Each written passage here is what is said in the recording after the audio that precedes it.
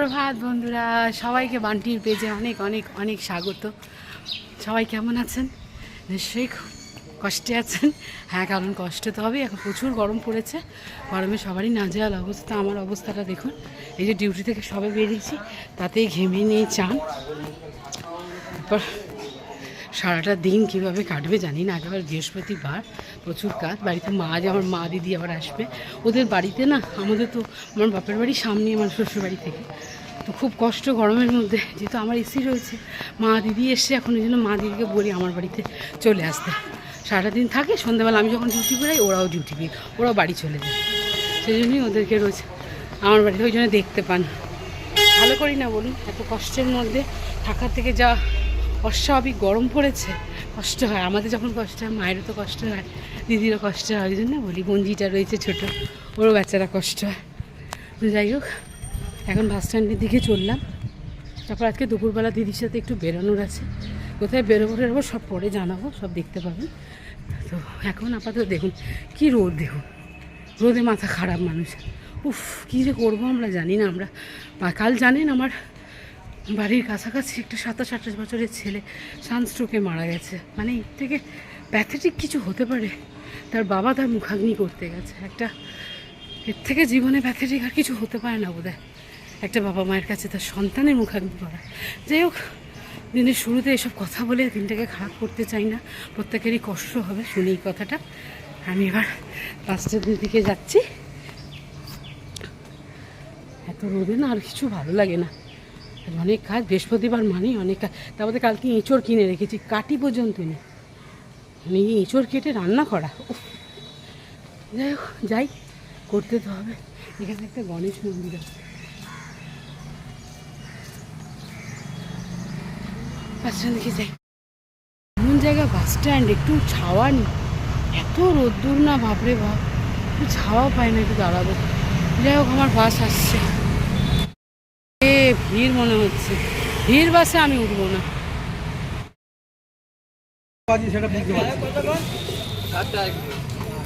এ ভাই, ওটা মিষ্টি আম, ওটা কত করে? 120 টাকা, ওটা 50 টাকা। একটা আমি কি 20 টাকা হয়ে যাবে? 120 টাকা কিলো। ওজন ঠিক আছে। বাড়ি এসে গেছি, রান্না বান্না শুরু হয়ে গেছে। আজকে রান্না করছি, দেখ ভাত হচ্ছে, আর এদিকে এঁচড় কাটলাম, কেটে সিদ্ধ বসিয়েছি এঁচড়টা। আর এদিকে মাছ সে বরফ ছাড়াতে দিয়েছি, আর মাছ আজকে বানাবো। এখানে কাটাকুটি চলছে, এঁচড় কাটলাম। সঞ্জয় আজকে আমাকে আলু কেটে দিচ্ছে। এদিকে দুটো কড়া বসিয়ে দিয়েছি, বড় কড়া, এদিকে ছোটো কড়া। এদিকে এঁচড়টা বসাবো, আর এদিকে মাছগুলো ভাজবো। 9:30 বেজে গেছে, বৃহস্পতিবার পুজো করার থাকে। চলো এঁচড়টা বসিয়ে দিই, জিরে ফোড়ন দিয়ে দিই, তেজপাতা,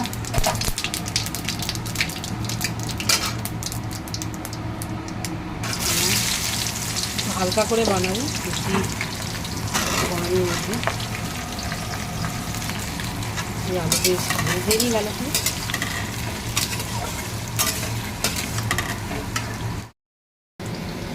আর মাছ করবো, তেল আমার গরম হয়ে গেছে, মাছগুলোকে একটু দিয়ে দিই। এটা ফাটে না, বাপ, বহুত ফাটে।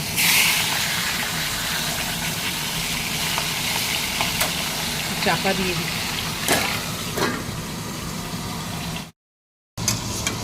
সমস্ত মশলা দিয়ে দিয়েছি, লঙ্কা গুঁড়ো, গুঁড়ো, ধনে গুঁড়ো, জিরে গুঁড়ো, চিনি দিয়ে কষে দিই। এবারে শুধু মশলাগুলোকে দিয়ে এঁচড়টাকে দিয়ে কষতে হবে।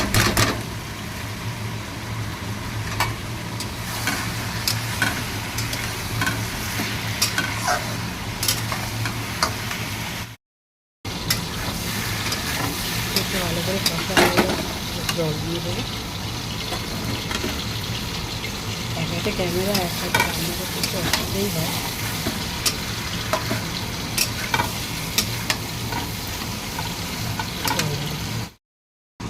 জল ঢেলে দিয়েছি, এগুলো সব ভাজা হয়ে গেছে, ঝাল করবো।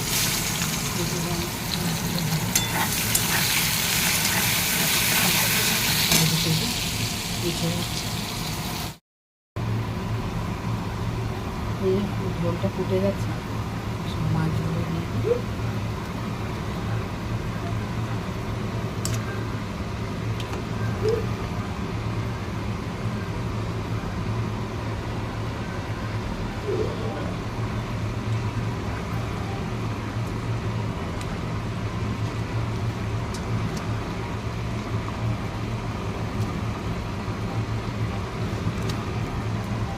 সারা জলে দিয়ে সরিয়ে নিচ্ছি।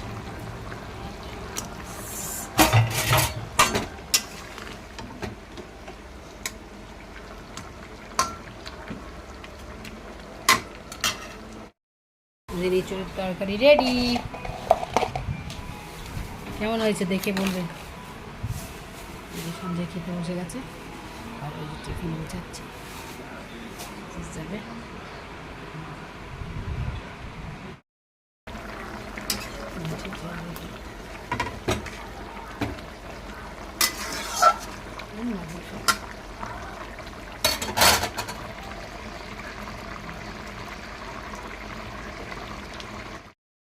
মাছের ঝাল রেডি।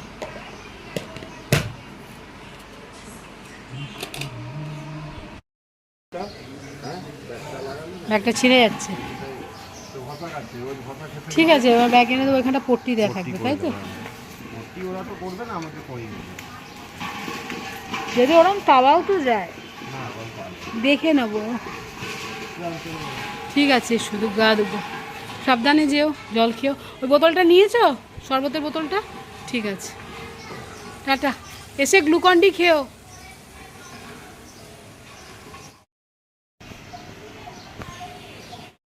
সানা ক্লাসে চলে যাচ্ছে। আমি মুখে একটুখানি প্যাক লাগিয়েছি, যার জন্য আমি বেরোতে পারছি না আর বাইরে। সানা ম্যাডাম এখান থেকে চলে যাচ্ছে, রেডি হয়ে গেছে। সানা চলে যাচ্ছে, টাটা। দুর্গা দুর্গা, হ্যাঁ মা, ভালো লাগবে। সাবধানে যাও।